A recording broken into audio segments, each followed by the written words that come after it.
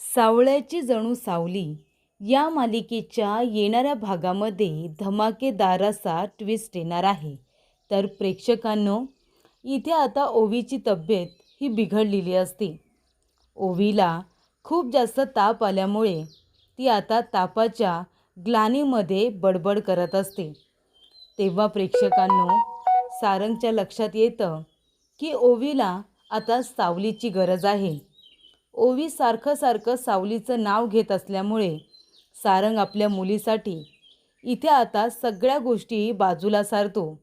राग, रुसवा आणि त्यानंतर तो गुरुकुलमध्ये सावलीला भेटायला येतो आणि सावलीला म्हणतो की तुझी आता ओवीला गरज आहे.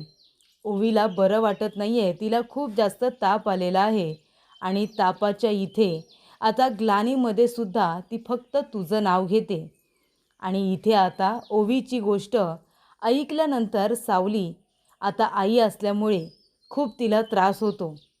सावलीला वाटतं की ओवीला माझी गरज आहे आणि त्यामुळे सारंग असू दे किंवा मेहेंदळे कुटुंब असू दे, कुणालाही न विचारता, कुणाचाही विचार न करता ती सरळ ओवीला भेटण्यासाठी मेहेंदळेंच्या घरी गेलेली असते.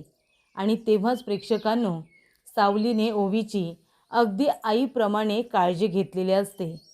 तर येणाऱ्या भागामध्ये इथे आता सावली ओवीची आई झालेली असते आणि त्या पद्धतीनेच ती ओवीची काळजी घेत असते. आणि जगन्नाथने तिलोत्तमाला सत्य सांगताच तिलोत्तमा सावलीच्या पायाशी आलेली असते आणि ती आता सावलीला विनंती करत असते की तू घरी परत ये, सारंगच्या आयुष्यामध्ये परत ये, असं तिलोत्तमाने सांगितलेलं असतं. तर प्रेक्षकांनो, येणाऱ्या भागामध्ये कशा पद्धतीने या गोष्टी पुढे घडत जातात आपण सविस्तरपणे बघूया. तर आपण बघितलं की तिलोत्तमा आणि जगन्नाथ या दोघांमध्ये भांडण लावून देण्याचा प्रयत्न राजकुमारने केलेला असतो. तर इथे जगन्नाथला तिलोत्तमाच्या नावाने नोटीस पाठवलेली असते. त्यानंतर तिच्या नोटीसला उत्तर म्हणून जगन्नाथने आपल्या वकिलांना सांगून तिला नोटीस पाठवलेली असते. त्याच्यामध्ये आता जी जागा गुरुकुलची आहे ती जागा तिलोत्तमाची असते आणि बक्षीस म्हणून तिने एका माणसाला दिलेली असते आणि ती जागा जर त्याला पुढे जाऊन भविष्यात कधी विकायची असेल तर ती मेहेंदळे कुटुंबातीलच मेंबरला कुठल्या तरी विकली जाईल असा नियम करण्यात आलेला असतो. पण ती जागा जगन्नाथने खरेदी केलेली असते आणि ती सुद्धा रितसरपणे. पण ही गोष्ट जगन्नाथच्या वेळीच लक्षात येते आणि तो लगेच ती संपूर्ण प्रॉपर्टी अबीरच्या नावाने करून मोकळा होतो. कारण जगन्नाथला माहिती आहे अबीर हा मेंदळे आहे, त्यामुळे ही संपत्ती माझ्या नावावरती राहण्याच्या ऐवजी ती अबीरच्या नावाने केलेली कधीही चांगली. आणि तेव्हाच प्रेक्षकांनो, इथे आता जगन्नाथला ही नोटीस आधी आलेली असते आणि त्या नोटीसला उत्तर म्हणून तिलोत्तमाला जगन्नाथच्या नावाने नोटीस गेलेली असते की तुम्ही ज्या पद्धतीने आमच्यावरती इथे आता कार्यवाही करत आहात आणि आमच्याकडून जमीन बळकावण्याचा प्रयत्न करीत आहात, जबरदस्तीने आम्ही तुमच्यावरती फौजदारी गुन्हा दाखल करू शकतो, अशा पद्धतीचं त्याच्यामध्ये आता सगळ्या गोष्टी मेन्शन केलेल्या असतात. तिलोत्तमाला वाटतं की मी तर कुठलीही नोटीस पाठवलेली नाही आहे, मला त्या जागेमध्ये अजिबात इंटरेस्ट नाही आहे, मग इथे जगन्नाथ माझ्याकडे ती प्रॉपर्टी का मागतोय, असा प्रश्न तर पडलेलाच असतो ना. त्यानंतर इथे जेव्हा तिलोत्तमा कोर्टाच्या बाहेर जगन्नाथला भेटते तेव्हा त्यांच्यामधलं मिसअंडरस्टँडिंग हे दूर झालेलं असतं. काही गोष्टी ह्या क्लिअर झालेल्या असतात. जेव्हा तिलोत्तमा म्हणते की जगन्नाथ हे सगळं काय आहे, जगन्नाथ म्हणतो काय आहे, तुलाच कोर्टाच्या पायऱ्या चढायची हौस आहे का तिलोत्तमा? म्हणाली होतीस ना की त्या जागेकडे ढुंकूनसुद्धा बघणार नाही, मग काय गरज होती तुला यायची? तिलोत्तमा म्हणते जगन्नाथ, अरे नोटीस तू मला पाठवलीस आणि तू मला म्हणतोयस की काय गरज होती तुला इथे यायची? तेव्हा इथे आता जगन्नाथ म्हणत असतो की वकील साहेब, जरा तुमच्या मॅडमला ही नोटीस वाचून दाखवा. पहिली नोटीस तू मला पाठवली आहेस, त्याला उत्तर म्हणून मी नोटीस पाठवली आहे, नाहीतर मला काही हौस नव्हतीच. तू जर त्या जागेकडे फिरकली नसतीस तर मी तुला त्या जागेसाठी नोटीस का पाठवली असती? पण आता तुला मी कोर्टामध्ये उत्तर देणार. तिलोत्तमाला कळतच नाही की नेमकं चाललंय तरी काय. आणि मग तिला समजतं की नोटीस जरी मी पाठवलेली नाही आहे, पण सही मात्र माझी आहे. पण ती सहीसुद्धा मी केलेली नाही आहे. मग हे सगळं कोणी केलं? तेव्हा तिलोत्तमाला कळतं, हे सगळं राजकारण, हे सगळं कारस्थान राजकुमारचं आहे. हे सगळं कारस्थान राजकुमारने केले, ही गोष्ट तिला आता समजलेली असते. आणि त्याचमुळे प्रेक्षकांनो, इथे आता तिलोत्तमा सरळ तिथून निघून राजकुमारकडे जाते आणि त्याला ती विचारते की राजकुमार, हे सगळं तू का केलंस? तेव्हा राजकुमार म्हणतो, आई मी काय केले? तेव्हा सगळं काही करून सवरून राजकुमार नामानिराळा राहण्याचा प्रयत्न करत असतो. दोघांना इथे झुंज लावून देत तो बाजूला उभा राहून तमाशा बघणार असतो. पण तिलोत्तमा आणि जगन्नाथ हे काय इनमॅच्युअर आहेत का? दोघेसुद्धा मॅच्युअर असल्यामुळे तिलोत्तमा जास्त काही न बोलता सरळ तिथून निघते आणि राजकुमारकडे येते आणि म्हणते, ही नोटीस तूच पाठवली आहेस ना जगन्नाथला? आणि त्याच्यावरती असलेली ही माझी सही, ही सही मी केली का राजकुमार? खरंच तुला असं वाटतं? तुझ्याशिवाय हा नीचपणा कुणीही करणार नाही. मी तुला आधीच सांगितलं होतं, ती जागा आता मला नको आहे. मी ती जागा सोडली आहे, तिचा विषय सोडला आहे. तिथे काही मुलं गुरुकुलमध्ये गाणं शिकायला येतात, त्यामुळे मला त्या लोकांचं भविष्य बिघडवायचं नाही आहे. म्हणून तुला मी म्हणाले होते, पण तू माझं ऐकलं नाहीस. पण आता मी तुला सांगते राजकुमार, काहीही झालं ना तरीसुद्धा ही केस मला पुढे घेऊन जायचं नाही आहे आणि मला ही जागा नको आहे. तेव्हा राजकुमार म्हणतो, आई पण का? अगं ती जागा आपलीच आहे ना, मग तू का मागे हटतेस? आणि तसंही जगन्नाथने आता लढायचं ठरवलं आहे ना, ती जागा फक्त मेंढरेंना विकू जाऊ शकते. मग ती जगन्नाथला का विकली आहे? ती म्हणते, विकली तर विकली, आपण ती जमीन दिली होती ना, मग आता ती आपल्याला नाही विकली तर मला ती जमीन नको आहे. राजकुमार म्हणतो, आई पण हे बरोबर नाही आहे. तिलोत्तमा म्हणते, राजकुमार तू हे जे काही वागलं आहेस ना, मला न विचारता तू जगन्नाथला नोटीस पाठवण्याची जी काही हिंमत केली आहेस ना, ती मला अजिबात आवडलेली नाही आहे. का केलंस तू असं? माझी खोटी सही करून तुला राजकुमार जगन्नाथला नोटीस पाठवायची काय गरज होती? आणि असं म्हणत तिलोत्तमा चिडलेली असते, भयंकर चिडलेली असते आणि ती आता राजकुमारच्या चांगलीच थोबाडीत लगावते आणि म्हणते, पुन्हा मला न विचारता असा नीचपणा करायचा नाही. आणि तेव्हा प्रेक्षकांनो, इथे आता सर्व गोष्टी तिलोत्तमाच्या समोर क्लिअर झालेल्या असतात. आणि मग इथे आता कोर्टामध्ये ते हेअरिंग लागतं ना, तेव्हा ती बाजू तिच्या वकिलांनी मारून नेलेली असते. तिलोत्तमा तिथे हजरच नसते आणि त्यानंतर तिलोत्तमा म्हणते, हा विषय मला वाढवायचा नाही आहे, कोर्टात घेऊन जायचा नाही आहे. आणि ती जगन्नाथला फोन करते आणि म्हणते, जगन्नाथ हे बघ, मी तुला नोटीस पाठवलेली नाही आहे, हे खरं आहे. मला खरंच त्या जागेमध्ये इंटरेस्ट नाही आहे.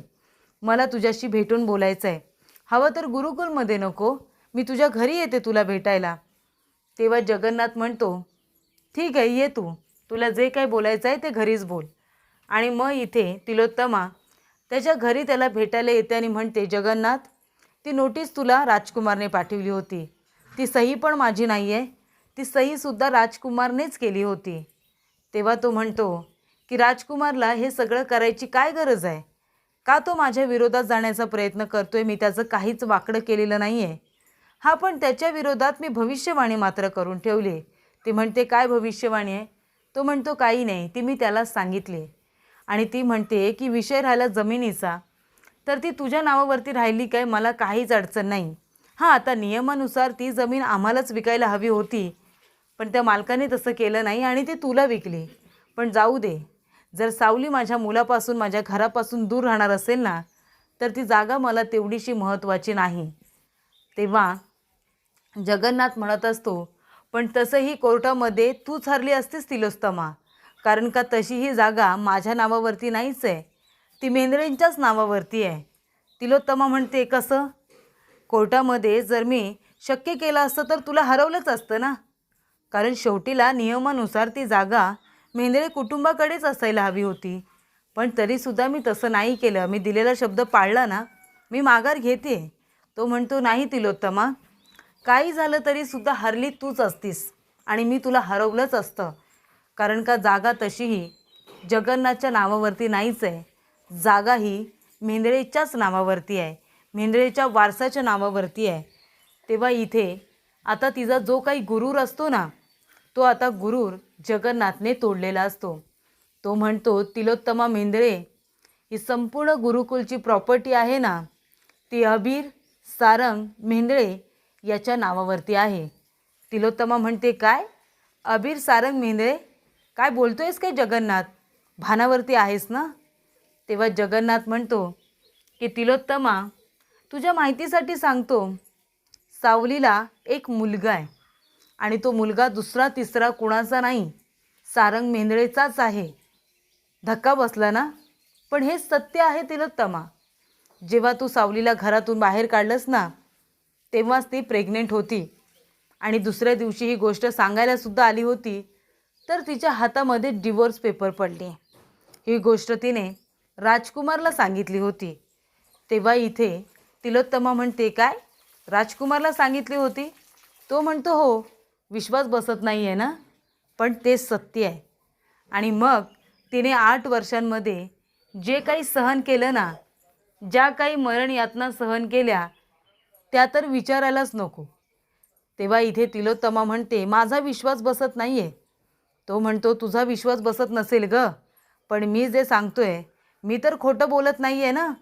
हे बघ, प्रॉपर्टीचे पेपर बघ, तिथे असलेलं अबीरचं नाव बघ. तेव्हा इथे आता अबीर सारंग मेंदळे असं नाव वाचल्यानंतर तिलोत्तमाच्या पायाखालची जमीनच सरकलेली असते. आणि त्याच्यामध्ये आता इथे ओवीला सावलीच्या इथे क्लासला जायचं असतं. तेव्हा ती म्हणते की बाबा, काही झालं ना तरी मला दुसऱ्या क्लासला जायचं नाही आहे, मला अबीरच्या आईकडेच क्लासला जायचं आहे. तेव्हा तो म्हणत असतो की बाळा, तुला सांगितलं ना, आता क्लास बंद. बंद म्हणजे बंद. त्यानंतर इथे ओवीला ताप येतो आणि तिला खूपच जास्त ताप आलेला असतो आणि तिला गाण्याची इतकी आवड असते आणि सावलीबरोबर तिचं इतकं छान बॉन्डिंग झालेलं असतं की तिला सावलीला भेटता येत नसतं ना, त्यामुळे ती इथे आजारी पडलेली असते. आणि तापामध्ये सुद्धा ती आता फक्त सावली टीचर टीचर असं करत असते. मला अबीरच्या आईला भेटायचं आहे असं आता ती म्हणत असते. तेव्हा सारंग म्हणतो, जाऊ दे, जरी सावलीला माझं तोंड बघायचं नाही आहे, जरी सावलीचा आणि माझा काही संबंध नसेल, पण माझ्या मुलीसाठी मी सावलीकडे जाणार आहे. आणि तो आता सावलीकडे जातो. गुरुकुलमध्ये तो येतो. डॉक्टरसुद्धा म्हणालेले असतात की सारंग सर, तुम्ही आता ओवीसाठी तिच्या टीचरला इथे बोलावून घ्या. जर तिच्या टीचर इथे आल्या तर ओवी लवकर बरी होईल. तेव्हा सारंग गुरुकुलमध्ये आल्यानंतर तो सावलीला हाका मारतो. सावली म्हणते, सारंग, तुम्ही इथे काय करताय? तुम्हाला सांगितलं होतं ना परत इथे येऊ नका म्हणून. तेव्हा सारंग म्हणतो की ओवीला खूप ताप आलाय सावली आणि ती फक्त तुझं नाव घेते. तू जर आलीस तिला भेटायला तर तिला बरं वाटेल असं डॉक्टरांचं म्हणणं आहे. तेव्हा सावली म्हणते, काय? ओवीला बरं नाही आहे का? आणि ती लगेचच म्हणते की मी येते. आणि इथे सावली आता सारंगच्या पाठीमागेच ओवीकडे जायला निघते. आणि ओवीकडे जात असताना जेव्हा ती मेंदळींच्या घराचा उंबरठा अशी ओलांडायला जाणार, तेवढ्यातच तिला आठवतं की कशा पद्धतीने सारंगने तिच्या थोबाडे दिलं होतं, कशा पद्धतीने तिलोत्तमाने तिला घरातून हाकलून दिलं होतं. या सर्व गोष्टी तिच्या डोळ्यासमोर येऊन आता उभ्या राहतात. पण तरीसुद्धा ती उंबरा ओलांडते आणि घरामध्ये प्रवेश करते. तब्बल 8 वर्षानंतर तिने आपल्या मुलीसाठीच तो उंबरा ओलांडलेला असतो. ओवीला बघितल्यानंतर तिला खूप ताप असतो. तेव्हा सावली तिची काळजी घेते. तिच्या डोक्यावरती इथे पाण्याच्या पट्ट्या ठेवते. तिला आपल्या हाताने सूप भरवते. तिला गोळ्या औषधं देते. दिवसभर ती आता तिची सख्खी आईच झालेली असते. म्हणजे ती तिची आईच असते. पण जरी पण तिला माहिती नाही आहे की ओवी तिची मुलगी आहे, पण तरीसुद्धा इथे सावलीने आईप्रमाणेच तिची काळजी ही घेतलेली असते. तेव्हा सारंगला इथे आता सावली ओवीची काळजी घेते हे बघून त्याला असं वाटत असतं की माझं कुटुंब पूर्ण होतं आहे. माझ्या ओवीला जर सावली खरोखर आई भेटली असती तर किती बरं झालं असतं, असा विचार त्याच्या मनामध्ये येतो. आणि तेव्हा प्रेक्षकांनो, तिथे तिलोत्तमा जेव्हा येते आणि ती इथे आता सारंगला सावलीच्या येण्यामुळे आनंदी बघते ना, ती म्हणते, मला माझ्या मुलाला असंच आनंदी बघायचं आहे. आणि इथे अबीरला बघितल्यानंतर आता तिलोत्तमा विचार करते की अबीर हा जर माझा नातू आहे, इथे मेंदळे घराण्याचा वारस आहे, तर तो घरी परत आला पाहिजे. त्यासाठी सावलीसुद्धा घरी परत आली पाहिजे. आत्तापर्यंत जे मला हवं होतं, माझ्या कुटुंबाचा वारस, तो जर आता परत आला आहे, तर सावली या घरामध्ये मला हवी आहे. आणि त्यामुळे सावलीनेच तिचं इथे आता आजीपण पूर्ण केलेलं असतं. त्यामुळे प्रेक्षकांनो, इथे आता सावलीला बघितल्यानंतर तिलोत्तमा तिच्याजवळ येते आणि तिला विनंती करते की सावली, आता तू घरी आली आहेस ना, परत जाऊ नकोस, आता तू इथेच राहा.